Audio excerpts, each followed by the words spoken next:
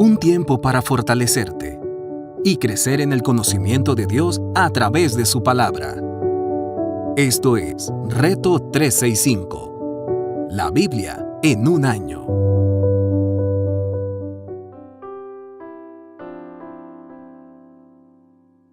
Reto 365. La Biblia en un año. Día 176.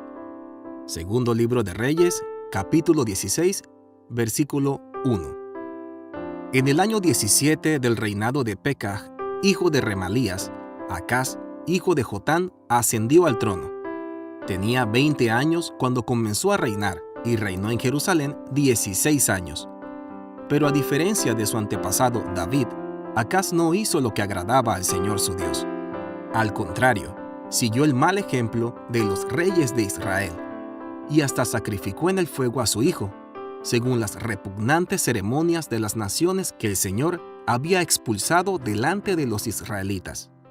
También ofrecía sacrificios y quemaba incienso en los santuarios paganos, en las colinas y bajo todo árbol frondoso. En cierta ocasión, Resín, rey de Siria, y Pekah, hijo de Remalías, rey de Israel, marcharon hacia Jerusalén para hacerle guerra a Acaz, y sitiaron la ciudad, pero no lograron tomarla. Por aquel tiempo Resín, rey de Siria, había reconquistado la ciudad de Elat, desalojando a los de Judá que vivían allí. Posteriormente, los edomitas se establecieron en Elat, y allí se han quedado hasta el día de hoy. Acaz envió entonces mensajeros a Tiglat-Pileser, rey de Asiria, con este mensaje: «Ya que soy tu servidor y vasallo, ven y líbrame del poder del rey de Siria y del rey de Israel, que se han puesto en mi contra». Acaz también juntó la plata y el oro que había en el templo del Señor y en el tesoro del palacio real, y se lo envió todo al rey de Asiria como un regalo. El rey de Asiria, accediendo a su petición, lanzó un ataque contra Damasco y conquistó la ciudad. Luego deportó a sus habitantes a Kir y mató a Resín. El rey Acaz fue entonces a Damasco para encontrarse con Tiglat-Pileser, rey de Asiria. Cuando vio el altar que había en la ciudad, el rey Acaz le envió al sacerdote Urías un plano del altar con un dibujo de todos los detalles. Entonces Urías construyó un altar según las instrucciones que el rey Acaz le había enviado desde Damasco y lo terminó antes que el rey regresara. Cuando éste llegó de Damasco y vio el altar, se acercó y presentó allí una ofrenda.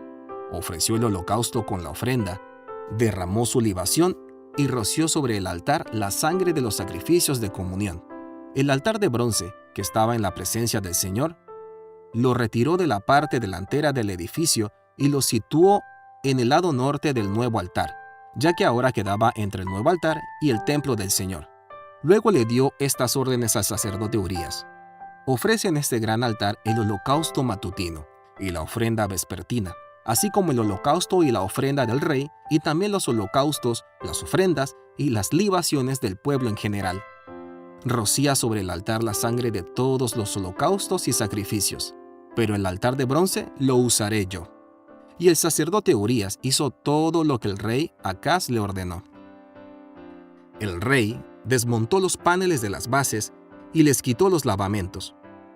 Además, bajó la fuente que estaba encima de los bueyes de bronce y la instaló sobre un enlosado de piedra.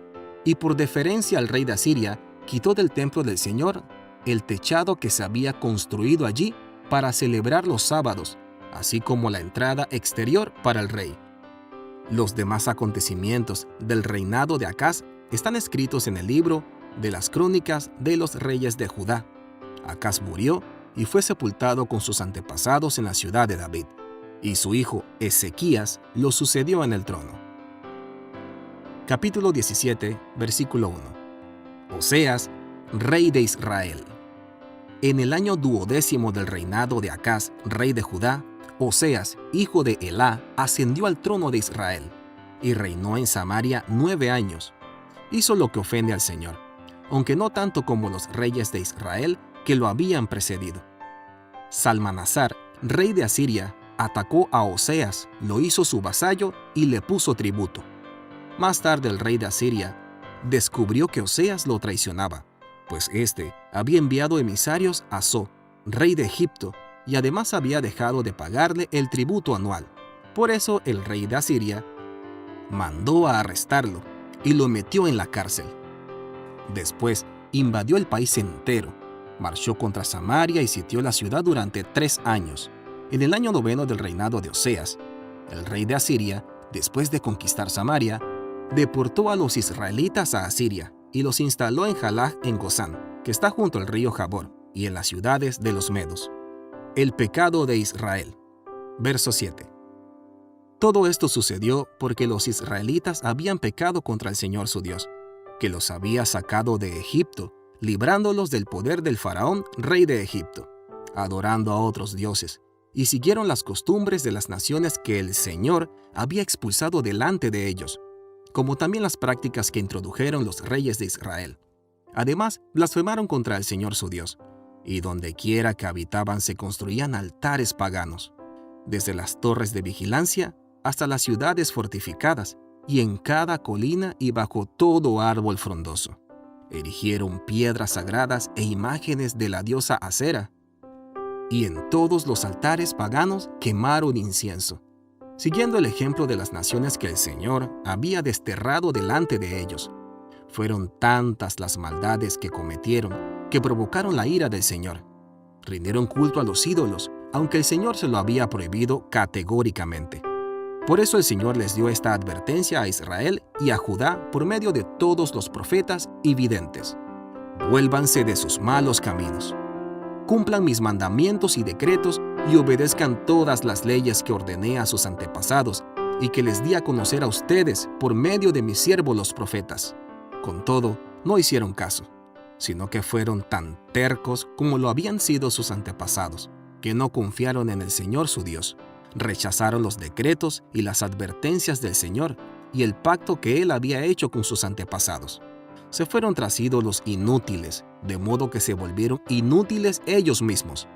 Y aunque el Señor lo había prohibido, siguieron las costumbres de las naciones vecinas. Abandonaron todos los mandamientos del Señor su Dios y se hicieron 2 ídolos fundidos en forma de becerro y una imagen de la diosa Aserá. Se postraron ante todos los astros del cielo y adoraron a Baal. Sacrificaron en el fuego a sus hijos e hijas. Practicaron la adivinación y la hechicería. En fin, se entregaron a hacer lo que ofende al Señor, provocando así su ira. Por lo tanto, el Señor se enojó mucho contra Israel y lo arrojó de su presencia. Solo quedó la tribu de Judá, pero aún Judá dejó de cumplir los mandamientos del Señor su Dios y siguió las costumbres que introdujo Israel. Por eso el Señor rechazó a todos los israelitas, los afligió y los entregó en manos de invasores y acabó por arrojarlos de su presencia. Cuando Él arrancó de la familia de David a los israelitas, estos hicieron rey a Jeroboam, hijo de Nabat. Jeroboam, por su parte, los alejó del camino del Señor y los hizo cometer un gran pecado. De hecho, los israelitas imitaron todos los pecados de Jeroboam y no se apartaron de ellos. Finalmente, el Señor arrojó a Israel de su presencia, tal como lo había anunciado por medio de sus siervos los profetas. Así pues, fueron desterrados y llevados cautivos a Asiria, donde hasta el día de hoy se han quedado. Verso 24. Repoblación de Samaria. Para reemplazar a los israelitas en los poblados de Samaria, el rey de Asiria trajo gente de Babilonia, Cuta, Ava, Hamat y Sefarvayim. Estos tomaron posesión de Samaria y habitaron en sus poblados. Al principio, cuando se establecieron, no adoraban al Señor, de modo que el Señor les envió leones que causaron estragos en la población. Entonces le dieron este informe al rey de Asiria: la gente que su majestad deportó y estableció en los poblados de Samaria no sabe lo que requiere el Dios de ese país. Por esta razón, Él les ha enviado leones para que los maten. El rey de Asiria dio esta orden: hagan que regrese a vivir en Samaria uno de los sacerdotes que ustedes capturaron allí, y que le enseñe a la población lo que requiere el Dios de ese país. Así que uno de los sacerdotes que había sido deportado de Samaria fue a vivir a Betel y comenzó a enseñarles cómo adorar al Señor. Sin embargo, todos esos pueblos se fabricaron sus propios dioses en las ciudades donde vivían y los colocaron en los altares paganos que habían construido los samaritanos. Los de Babilonia hicieron a Sucot Benot, los de Cuta a Nergal, los de Hamat a Asimá, y los de Abba a Nibhaz y a Tartac. Los de Sepharvaim quemaban a sus hijos como sacrificio a Adramelech y a Anamelech, dioses de Sepharvaim. Adoraban también al Señor, pero de entre ellos mismos nombraron sacerdotes a toda clase de gente para que oficiaran en los altares paganos. Aunque adoraban al Señor, servían también a sus propios dioses, según las costumbres de las naciones donde habían sido deportados. Hasta el día de hoy persisten en sus antiguas costumbres. No adoran al Señor ni actúan según sus decretos y sus normas, y según la ley y el mandamiento que el Señor ordenó a los descendientes de Jacob, a quien le dio el nombre de Israel. Cuando el Señor hizo un pacto con los israelitas, les ordenó: no adoren a otros dioses, ni se inclinen delante de ellos, no les sirvan ni les ofrezcan sacrificios. Adoren solo al Señor que los sacó de Egipto, con gran despliegue de fuerza y poder. Es a Él a quien deben adorar y ofrecerle sacrificios. Tengan cuidado de cumplir siempre los decretos y ordenanzas, leyes y mandamientos que Él les dio por escrito. No adoren a otros dioses. No olviden el pacto que Él ha hecho con ustedes. Por tanto, no adoren a otros dioses, sino solo al Señor su Dios, y Él los librará del poder de sus enemigos. Sin embargo, no hicieron caso, sino que persistieron en sus antiguas costumbres. Aquellos pueblos adoraban al Señor y al mismo tiempo servían a sus propios ídolos. Hasta el día de hoy, sus hijos y sus descendientes siguen actuando como sus antepasados. Libro de Hechos, capítulo 16, versículo 16. Una vez, cuando íbamos al lugar de adoración, nos salió al encuentro una joven esclava que tenía un espíritu de adivinación. Con sus poderes ganaba mucho dinero para sus amos. Nos seguía a Pablo y a nosotros gritando: estos hombres son siervos del Dios Altísimo y les anuncian a ustedes el camino de salvación. Así continuó durante muchos días. Por fin Pablo se molestó tanto que se volvió y reprendió al espíritu. En el nombre de Jesucristo, te ordeno que salgas de ella. Y en aquel mismo momento el espíritu la dejó. Cuando los amos de la joven se dieron cuenta de que se les había esfumado la esperanza de ganar dinero, echaron mano a Pablo y a Silas y los arrastraron a la plaza ante las autoridades. Los presentaron ante los magistrados y dijeron: estos hombres son judíos y están alborotando a nuestra ciudad, enseñando costumbres que a los romanos se nos prohíbe admitir o practicar. Entonces la multitud se amotinó contra Pablo y Silas, y los magistrados mandaron que les arrancaran la ropa y los azotaran. Después de darles muchos golpes, los echaron en la cárcel y ordenaron al carcelero que los custodiara con la mayor seguridad posible. Al recibir tal orden, éste los metió en el calabozo interior y les sujetó los pies en el cepo. A eso de la medianoche, Pablo y Silas se pusieron a orar y a cantar himnos a Dios, y los otros presos los escuchaban. De repente, se produjo un terremoto tan fuerte que la cárcel se estremeció hasta sus cimientos. Al instante, se abrieron todas las puertas y a los presos se les soltaron las cadenas. El carcelero despertó y al ver las puertas de la cárcel de par en par, sacó la espada y estuvo a punto de matarse, porque pensaba que los presos se habían escapado. Pero Pablo le gritó: no te hagas ningún daño, todos estamos aquí. El carcelero pidió luz, entró precipitadamente y se echó temblando a los pies de Pablo y de Silas. Luego los sacó y les preguntó: señores, ¿qué tengo que hacer para ser salvo? Cree en el Señor Jesús, así tú y tu familia serán salvos, le contestaron. Luego les expusieron la palabra de Dios a él y a todos los demás que estaban en su casa. A esa hora de la noche, el carcelero se los llevó y les lavó las heridas. Enseguida fueron bautizados él y toda su familia. El carcelero los llevó a su casa, les sirvió comida y se alegró mucho junto a toda su familia por haber creído en Dios. Al amanecer, los magistrados mandaron a unos guardias al carcelero con esta orden: «Suelta a esos hombres». El carcelero entonces les informó a Pablo: «Los magistrados han ordenado que les suelte, así que pueden irse. Vayan en paz». Pero Pablo respondió a los guardias: «¿Cómo?